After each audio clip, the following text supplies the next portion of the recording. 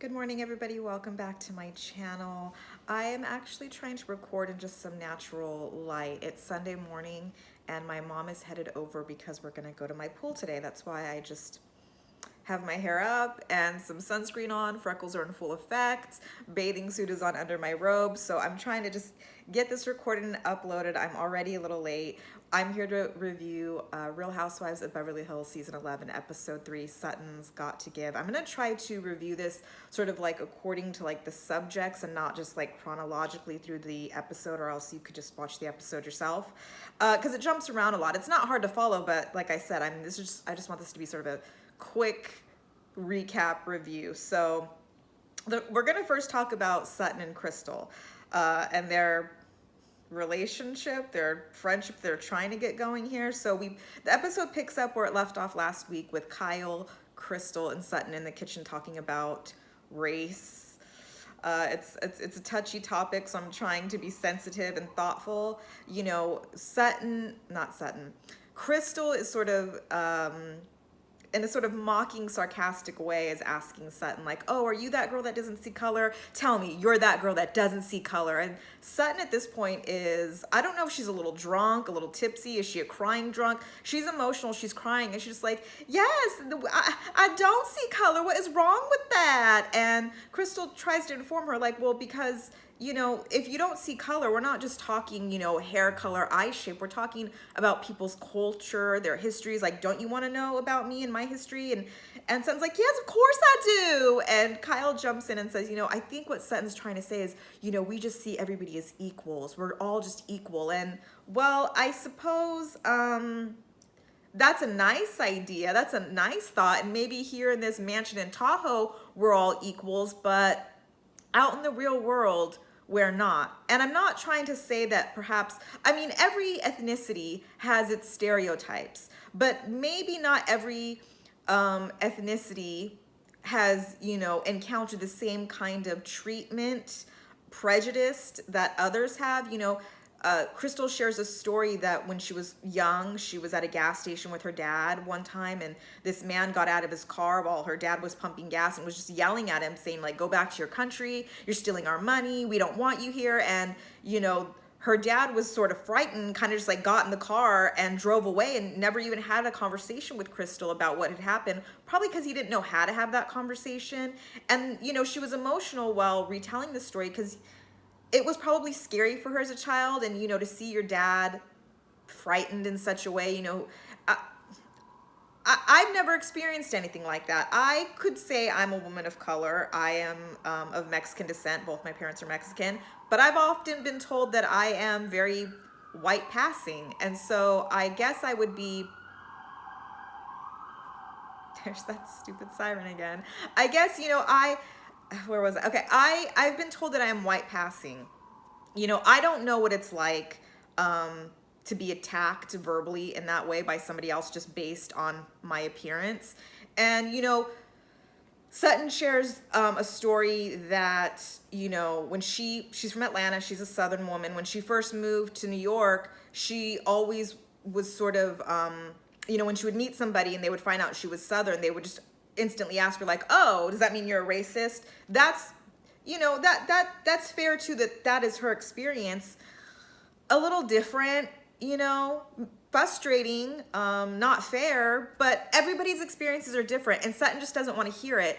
She's just kind of like, I don't want to talk about it. No, I don't want to do this. And it's surprising to me that, you know, at this particular moment, I mean, 2020 was sort of a reckoning when it has come to like race and, you know, all of that, and she just doesn't even want to hear it. And I think what I was trying to say also, like in my review last week, is people just want to be heard. Someone, you know, in Crystal's situation, they just want to be heard. You know, whether you agree or disagree, just hear them out. That's all we're asking. Sutton doesn't want to hear it though. And so Kyle's like, you know, I don't think we're really getting anywhere, and they're not. And so she says, maybe we should just kind of call it a night and agree to disagree. And Sutton's like, well, what are we disagreeing on? Like, you know, Sutton is very defensive. Well, I mean, they end up going to bed. The next day, though, Sutton does go to Crystal to have a conversation about the night before. And she apologizes and says, you know, if I came off insensitive, if I was overly emotional, like, I apologize. I'm not trying to be that way. But yes, I am very defensive when it comes to talking about racism because I shouldn't say like discriminated against, but she's been stereotyped as a racist because she's Southern. And she says, it really bothered me. I was very offended when you were telling me like, oh, are you that girl that doesn't see races? That was rude. And Crystal's like, okay, that's fair. Perhaps it was a little out of line, but I do like, Crystal's saying, that to the camera that maybe Sutton's way of thinking of not seeing color is a little bit outdated. That's really a nice thought, if we're living in La La Land where we're all equal, but we're not all equal. Sutton, you buy $2,000 for slippers, okay? That I don't do that. Hey, spend your money, but we know we aren't all the same. And how can you not see color? I mean, and that's what Crystal says. Like, I see my friends who are black. I see you, you're white. Like, I can't erase those things. And also, you're erasing culture, like somebody's history, their background. Like, don't you want to know about me and my history? And she's like, yes, of course I do. Okay, well then, I mean, it's like not seeing color is kind of like erasing somebody's culture and background is what Crystal's kind of trying to say. And I think Sutton might be missing that point a little bit, but they kind of agreed to sort of like let it go. They both agree it's a very heavy topic and they're going to try to just move forward. They apologize, they hug it out. And, it seems like, okay, maybe they're back on track. I mean, Crystal's new to the group. She, she's just met Sutton. And I don't know where it all went so wrong for them. Like that left turn was really hard the night before where I guess Crystal just got a really bad taste in her mouth for Sutton. But, on the car ride home from their excursion, what we'll get into later, they're riding back home to the Lake Tahoe house, and somehow the topic of their fathers come up. They've both lost their fathers. Crystal shares that her dad had passed away about 3 years ago due to Alzheimer's disease, and Sutton shares that her father committed suicide, that he suffered from mental illness, and it was really hard for her mom because her mom's like a psychotherapist. Like, go figure that out. It's very that's a lot. And so it kind of seems like they're sort of bonding on like the loss of a parent, which I can totally get down with. I've lost my beloved father. I don't really like to keep track of the years, but it would have been 15 years this past February. And so I too sort of have a soft spot in my heart for people who have lost a parent. It's something I can connect with somebody on. And so it seems like, okay, they're maybe like kind of connecting. Maybe we'll see. Because Sutton shares, when she hears that somebody has lost a parent, a father, her heart is suddenly soft to that person. It softens. And so at this point we're thinking, okay, like maybe they're on a path to, better understanding each other. We'll see. Let's move on to Kathy Hilton, okay? She's a wackadoo. She's a little cuckoo. Like the night, they all wake up for breakfast the next day after the big talk and everything. And Kyle says that, Kathy came into her room with like 10 pillows and her fan, kept her up all night. Kathy, it's like 2 a.m. Kathy's like downing Red Bulls, not realizing they're Red Bulls. She thinks it's just a soft drink. I don't know how you could think that. I do not like Red Bulls. They taste very chemically to me, but I know people who love them. She's like eating chips, reading newspaper. It's like Kyle has like her pillow over her head. Like you cannot keep me up all night. I don't know what time Kathy went to bed, but when they all wake up the next day for breakfast, like Kathy Hilton is like, it's 11 o'clock. They're getting ready to leave. They're like, Kathy, and she's got like the mask on her eyes, like go away. Like she's conked the fuck out. She's not getting up. She's not going nowhere. She's not going to go on their little excursion, So they leave her there. Again, when they get back from their excursion, which we can talk a little bit about, nothing really happens. They're like, oh, Kathy, we're back. How are you? How's your day been? And she's like, oh my gosh, you're not gonna believe it. I went to put eye drops in my eyes and I ended up putting eardrops in my eyes. And they're just like, what? Kathy, I think Kathy's gonna crack me up and I'm gonna be amused by her. They all go outside later, just before dinner to kind of just talk and hang out. And the topic of Paris comes up. Garcelle is now a co-host of The Real. And so she mentions that, Paris was recently on their show and it was like, she's using her real voice now. And it was just like pleasantly, surprising and wonderful that she's just kind of being her real self, because Garcelle tells, they're all out there, like Kathy, Kyle, Garcelle, Lisa, Renna, I think like Erica, whoever, they're all out there. And Garcelle is sharing, like, back in the day, I'm supposing back like in the early 2000s, she says, like, I would go to fashion shows and I would see Paris there, and it just always annoyed me because she was just always on her phone. Like, she just never looked away from her phone. And she would just, Garcelle would wonder, like, girl, why are you even here if you're not even gonna like be engaging in like what's going on around you?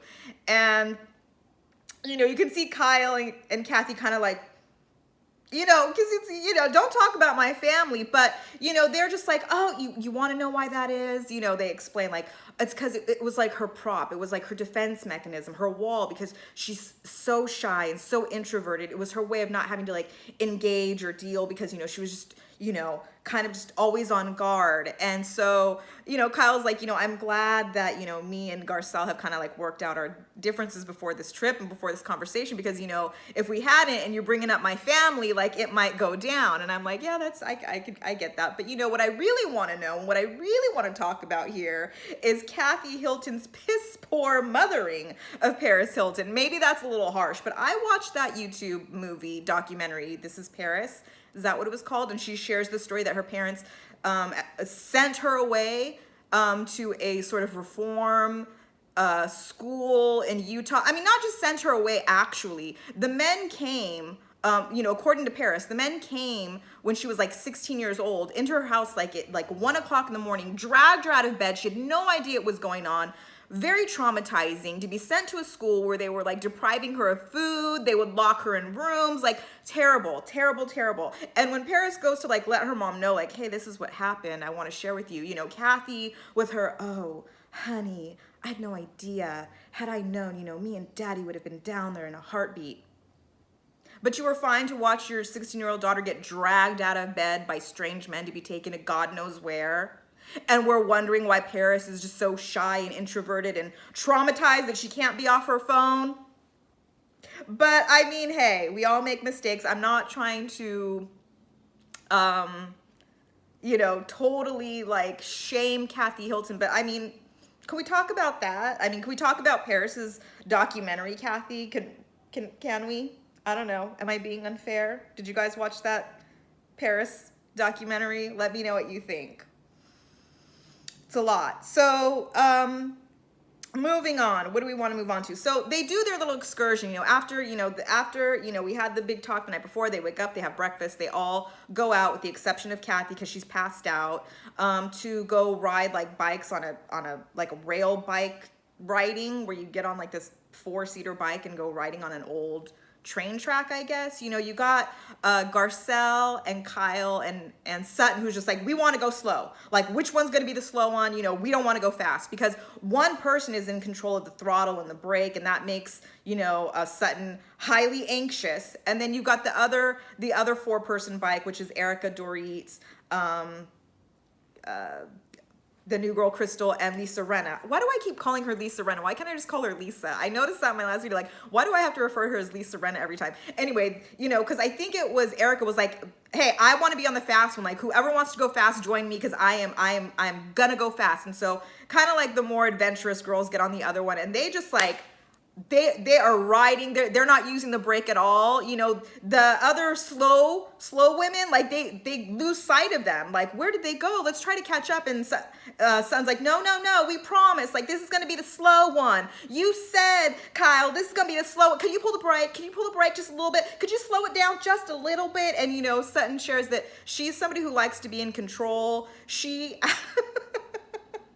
She's a dancer. She likes to be on her feet, well grounded. She doesn't like boats. She doesn't like roller coasters. Hell, she doesn't even like elevators. She's highly, I guess, maybe prone to being motion sickness. So the slow old ladies are like far behind. Erica, who's like in control of the throttle and the brake, is just like, do you mind if I just go down this hill and not use the brake at all? And they're like, yeah, go for it. And they're just like having a grand old time. I mean, it looked fun. I would do it. I mean, I'm going to go to Lake Tahoe. The place looks beautiful. Like, when they're driving home and it's just like lakes and canyons, it's beautiful.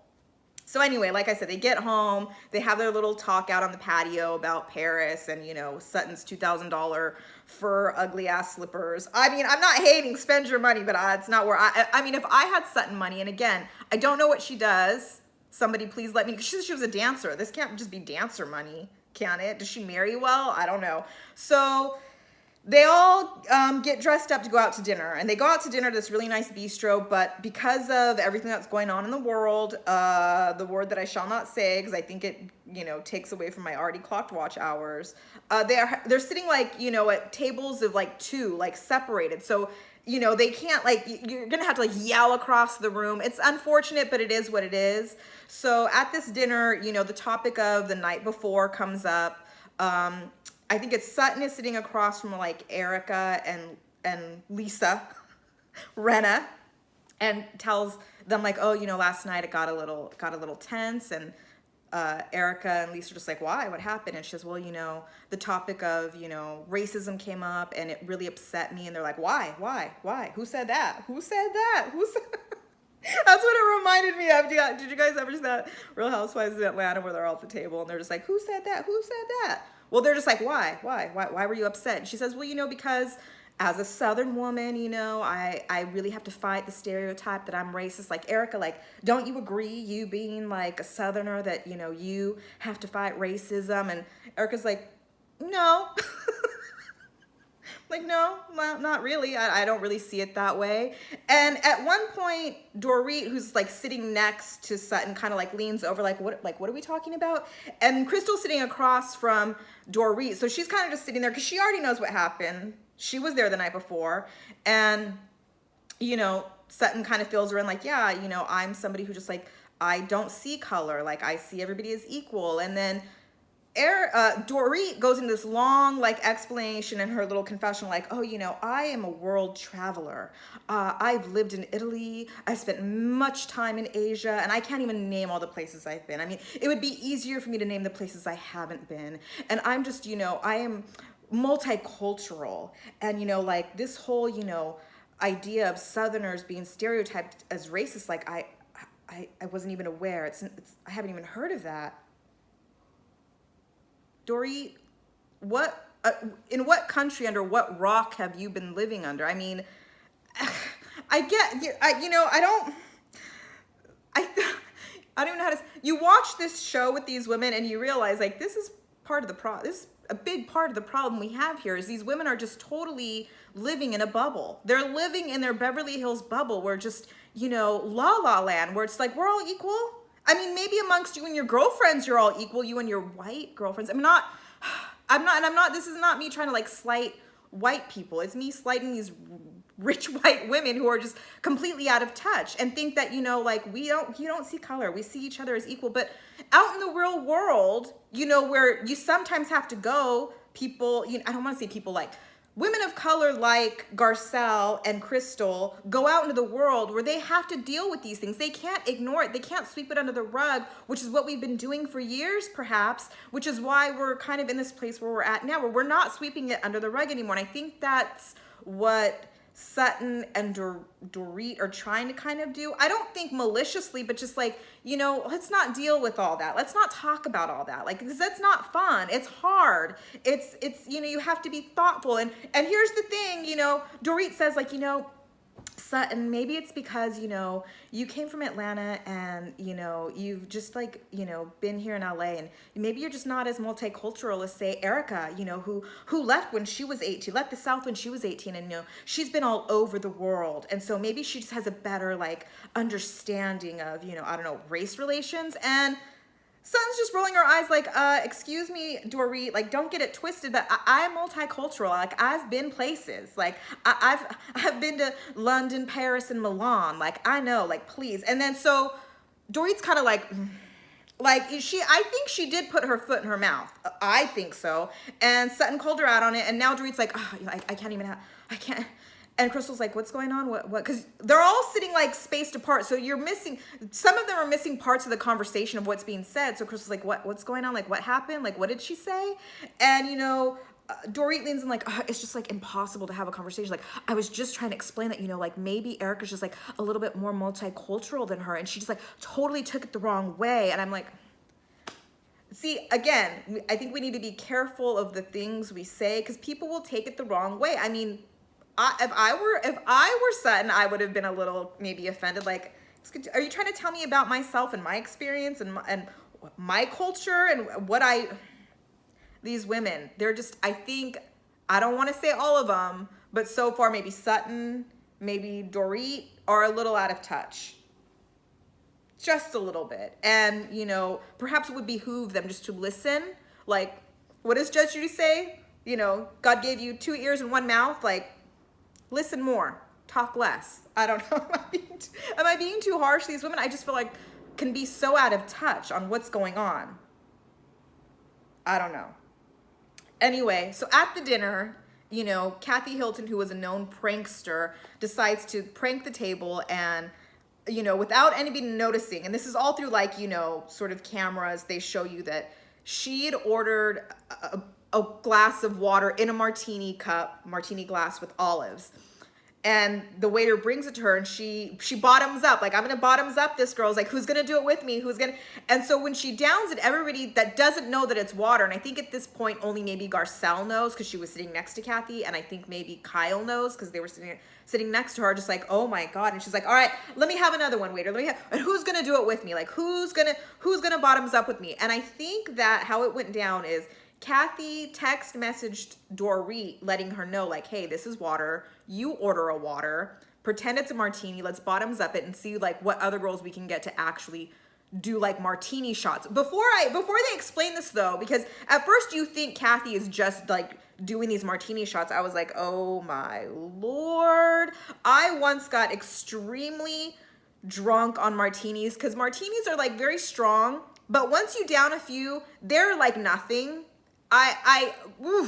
I'm not saying I'll never drink a martini again, but 2 would be my limit because it's straight vodka basically. And so everybody that doesn't know the joke at this point is like, oh my God, like, you are going to be hurting so much tomorrow. Like, are you really just bottom upping these like martinis? So Dorit gets one with water and she downs and Erica's just like, oh my God, just like, which I wouldn't be shocking to me, but I'd be like, ooh, couldn't be me. Like, And so Kathy's like, I'm going to get a third one. Who's going to do it with me? Like, who's in it with me? And so now to kind of prank the prankster, Dorit text messages Lisa Rinna and Erica like, hey, it's just water. Order a water one so Kathy will think that we're doing actual martini shots, okay? So Kathy doesn't know. See what's going on here? It's all just like, and at this point, I suppose the only people who don't know would be maybe Crystal and Sutton. Crystal at some point finds out. I think maybe Dorit texts her like, hey, it's a joke. Kathy's playing on us, but now we're playing it on her. And so they're all doing these fake like water martini shots, and some know what's going on and some don't. Like Kathy doesn't know that they're drinking water and she thinks they're really drinking anyway. But because all this is going on, people are checking their phones and like, Dorit's telling Erica like, hey, did you bring your phone with you? Are you sure you didn't bring your phone? Kind of like, so obviously Sutton can see something's going on, like something's happening at this table. People are checking their phones and their messages, but I'm not in on the joke. And she starts getting a little hurt feelings, right? So when they get in the car, she's just like, and she gets in the car with Kathy and Crystal, and Crystal kicks her in the back because she's just like, I don't know what's going on, like what's happening, like. And so Crystal kicks her thin little leg, she says, to tell her like, hey, it's a joke, like they were just drinking water, but don't say anything because Kathy thinks that they were really drinking actual martinis. And I don't. Sutton is just like, has she gone through menopause yet? I mean, I'm not trying to like, age shame her, or is it that time of the month? She just is so sensitive. So she's just like so hurt that there was this sort of joke going on that she wasn't a part of. So when they get out of the car and she's just like, I'm going to bed. Like, no, I'm going to bed. She's just like Southern woman, like, got the vapors and just like, no, I can't take it anymore. And Kyle's just like, what happened? What did I miss? Like, everything was fine when we got in the car. And she's like, let's talk. Come on. She puts her arm around something like, no, I just want to go to bed. And so they all sit down And you know, she says like something was going on. There was some kind of joke and I was the only one who wasn't in on it. And that just makes me feel very like, you know, left out and insecure, and it is rude. And so, and then, you know, Crystal kicked me in the car, and Crystal's like, I'm sorry that I kicked you. I didn't mean to kick you hard, but it's because I didn't want you to like spill the beans and tell Kathy like that they were pranking her. And so they have to sort of break down like it was water, and you know, Kathy was trying to get the other girls drunk, but the other girls caught on, so they were pranking her. And it's just like, it's a joke. Like, it's not that serious. It's not that deep, but Sutton just can't get over it. She feels left out. I don't even know what she feels. And Garcelle, who's I think good friends with Sutton, at least at this point, is like, you know, Sutton's going through something. Don't quite know what it is, but she's highly sensitive, and maybe we just need to lay off her. I don't think anybody was intentionally trying to like be hard on her. She's just overly touchy. I don't know. So at this point, you know, Crystal's just like, oh my God, get over it. It's not like, why are you like overreacting? Like, it's not that big a deal, girl. Like, which is kind of maybe my attitude. Like, it's not that big of a deal, but I think because Sutton and Crystal already are off on the wrong foot, Crystal's like easily just annoyed by her and just like can't deal with her. Just like, girl, whatever, right? So they're all just like, hey, we're going to go to bed. Like, everybody, let's go to bed. Let's call it a night. And so, you know, everybody goes to their rooms. I think it is Sutton, maybe Kyle, and somebody else are kind of like hanging out, talking about like the day's events. And Sutton notices Crystal left her coat out like on a chair. So she was like, oh, you know, I'm going to go take this coat. I'm going to go drop it off to her room. And meanwhile, we hear, you know, Crystal is still mic'd up, and she's on the phone with a friend telling her basically like Sutton, like, you know, she's really coming after me. I don't know why, but you know, whatever, like, I don't really care. Like, it's no loss to me. And so then, you know, Sutton knocks on the door like, hey, Crystal, are you up? Like, Crystal. Then she just like opens the door, and then it's like, to be continued. I don't know if Sutton's going to overhear some of that conversation. Apparently she's walking in on Crystal naked. I don't know. That was pretty much the episode. Did I leave anything out? I don't know. I mean, that was pretty much it. I mean, it's kind of, it's just watching rich white women problems, and they really don't have any. I mean, it's hard for me to relate to this show, but I mean, and it's hard for me to sometimes talk about it a little bit because, you know, I don't want to say the wrong thing. I don't want to be insensitive to anybody. I mean, even sort of talking about Sutton and her southernness, like, I don't want to be insensitive to her experiences either. Like, she has them. So anyway, that was the episode. Let me know what you guys think, if you're enjoying this season, if you're enjoying these reviews. I don't know. They're not that highly watched, but it's hard for me to stop something that I've started. I got to see it through. So I'll give it a few more episodes. I mean, like I said, it would be hard for me not to finish it, but if it's just, you know, a bunch of women sitting around having dinners and lunches, I don't know. We'll see. So you guys have a good rest of your day, and I'll see you next time. Bye.